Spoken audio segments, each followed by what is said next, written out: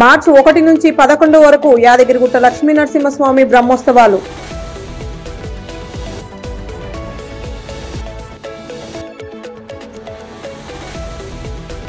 హైదరాబాద్ నుంచి సౌదీ అరేబియాలోని మదీనాకు నేరుగా విమాన సర్వీసులు ప్రారంభించిన ఇండిగో.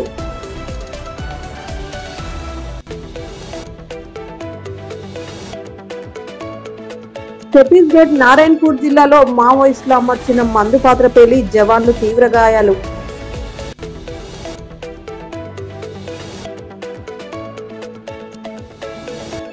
నల్లమల్ల అడవి ప్రాంతంలో తప్పిపోయిన 30 మంది శివస్వాములు, బాధితులను కాపాడిన అటవీశాఖ పోలీసులు.